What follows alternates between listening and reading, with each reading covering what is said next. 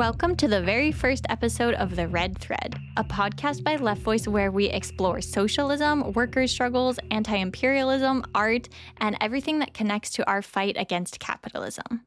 My name is Melanie. And my name's Killian. And we'll be your hosts today to kick off a series titled What We Talk About When We Talk About Socialism.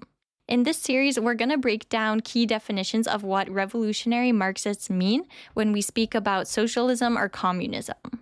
We'll explore the challenges that these ideas face in the current stage of capitalism, and we'll address some of the misconceptions and outright prejudices that people who support capitalism use to claim that there are no viable alternatives, or that fighting for a society without exploitation and oppression is somehow not worth it. The content of this series is inspired by the work done by our comrades from the IPS, Socialist Thinking Institute, and the CEIP, Center for Studies, Research, and Publications of Leon Trotsky, as well as writings by our international network, La Izquierda Diario, and Left Voice. So today we are asking, why fight for socialism today? To answer that, let's start with the world we find ourselves in. After decades in which capitalism has seemed all-encompassing and unchallenged, with the United States as the triumphant global powerhouse of the whole system, we are living in a historic crisis of capitalism. Even among capitalism's most loyal defenders, there is a split. Some blame neoliberal excesses like deregulation, while others insist that the real problem was too much interference with the free market. In both cases, they miss the point. The problem has always been capitalism itself. As we've seen, the capitalist system is responsible for rising social inequalities, sustaining various forms of oppression, and pushing our planet closer to ecological catastrophe. The richest 1% of the world's population owns 38% of global wealth, while the poorest half of the population owns less than 2%.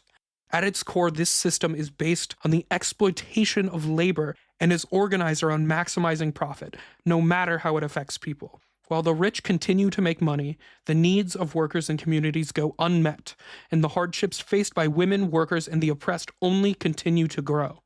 But the crisis of capitalism today goes even beyond inequality or poverty. We're seeing a return of the phenomena that Vladimir Lenin, the Russian revolutionary, described over a century ago as the consequences of imperialism.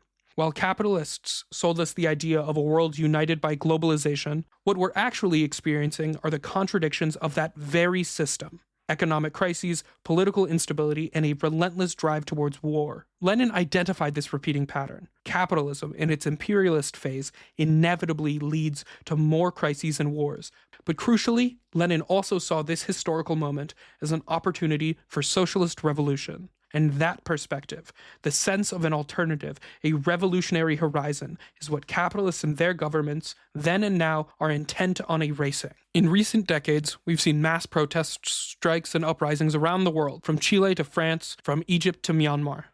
Each of these struggles, though driven by different demands, share a common thread: a rejection of exploitation and a desire for something radically different. In these struggles, especially after the 2008 crisis, in different forms and levels of intensity, anti-capitalism has re-entered the political conversation in a powerful way. Whether it's young people organizing new unions or communities mobilizing against police violence, these are movements that are challenging what has been presented as common sense under capitalism. At the same time, the global Palestine solidarity movement, which is especially strong here in the US, has also become a clear challenge to US and European imperialism in the Middle East, exposing the true nature of the occupation and ethnic cleansing in Gaza. And this shift is not lost on the defenders of the system. We've seen them react with exaggerated fear to minimal reforms, like tax the rich, Medicare for all, or the recognition of any basic right won through struggle. They call these socialist threats because on some level, they understand the connection between these reforms and a broader critique of capitalism. Even if these reforms are not yet transformed into mass movements with a full-on revolutionary consciousness, the potential is there, and the ruling class senses it. So maybe they're not wrong in this class instinct of theirs. There is no wall separating these new political phenomena from the consciousness that it is necessary to put an end to this system at its roots. The whole history of capitalism shows that these changes, driven by capitalist barbarism and the development of class struggle, are more rapid than evolutionary.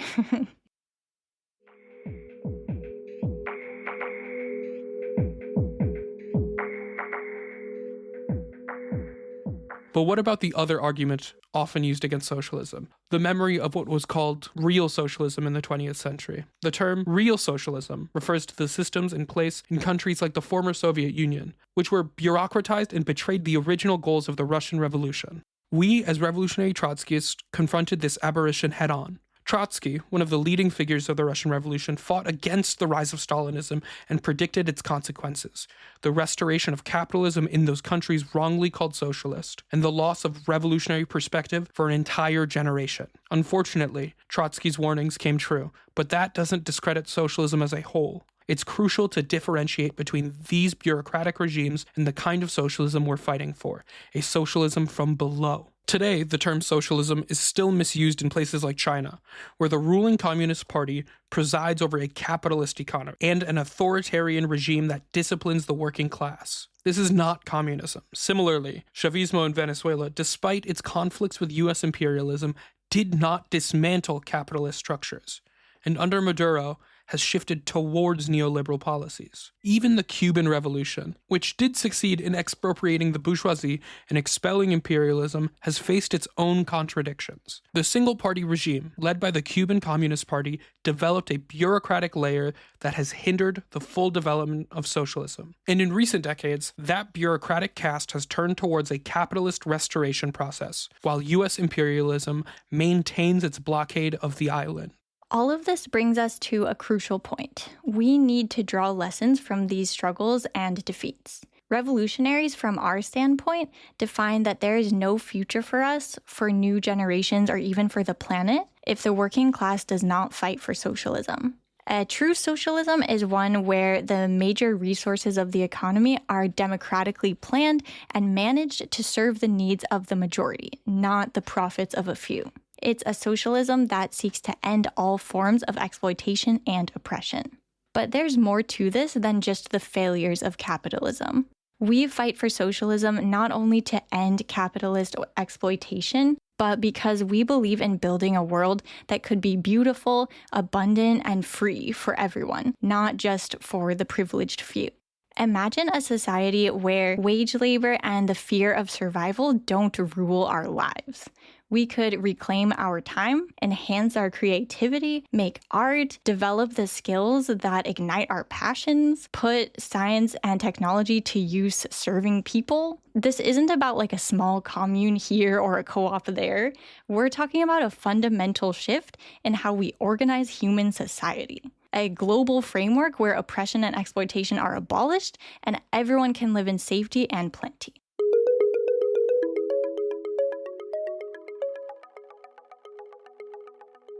The pandemic laid bare the true nature of capitalism.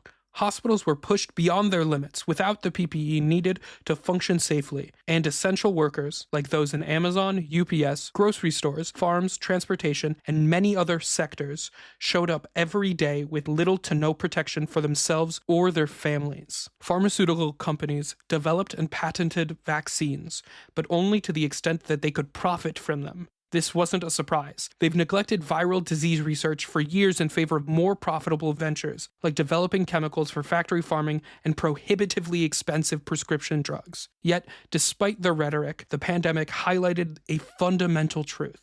It is not the CEOs or stockbrokers who keep society running, it is the workers. The healthcare workers, delivery drivers, warehouse staff, and grocery clerks who kept everything going in dangerous conditions and were underpaid and overworked. The pandemic made one thing crystal clear: workers are irreplaceable and essential to society. But as we know, capitalists came out wealthier, while many workers remain in the same precarious position as before. After the pandemic eased a bit, global headlines quickly shifted to Russia's invasion of Ukraine in February of 2022. This wasn't just another war. It had global implications from the very start, and it marked a shift in the nature of geopolitics as we know them today. For years, wars in places like Iraq and Afghanistan involved asymmetrical conflicts, coalitions of imperialist powers against nations without an equivalent power backing their side. But this invasion of Ukraine is different. It marks the reemergence of direct conflicts between major powers, which reveals the inherent risks of capitalist imperialist competition. These geopolitical shifts matter because they reinforce the urgency of building a socialist alternative. If left unchecked, capitalism leads not just to economic exploitation, but also to political and military conflicts that threaten global stability as a whole. And the war in Ukraine is impactful not just for the people of Ukraine and Russia, but also because it signals this broader shift in global politics. With countries like China aspiring to become an emerging power, this is a conflict that anticipates potential future confrontations over global hegemony. And the reappearance of discussions about the dangers of a possible nuclear confrontation, something not seen in over 50 years, shows that capitalism, when unable to adjust society's productive forces to its logic, resorts to whatever destructive means it wants to preserve its own profits. This only worsens ongoing conflicts generated by imperialism, such as Israel's occupation of Palestine. For over 75 years, imperialist powers have sponsored the displacement and impoverishment of the Palestinian population under occupation and an apartheid regime. Today, we are witnessing a live-streamed US-backed genocide, the full damage of which remains unmeasured. Now, when we call capitalism an irrational system, some people argue that, despite its flaws, it brought progress. They credit capitalism with producing more food, curing diseases, and developing science and technology. But is that really an accurate reading of the past 500 years of history? The truth is that capitalism has appropriated the work, inventions, and creativity of generation after generation of workers, and has credited only itself for these advancements. Meanwhile, all its evils are pinned on a supposed human nature. So, instead of comparing modern day to the Middle Ages, we should also look at what's happening right now that shouldn't be happening. Long eradicated diseases have reappeared, working conditions in some sectors are as harsh as the 19th century, and social inequality not only persists, but grows. Wars rage on, and now we face an ecological crisis threatening the entire planet. In the next few years, we can expect more and more climate disasters, floods, droughts, hurricanes, heat waves, fires, and more.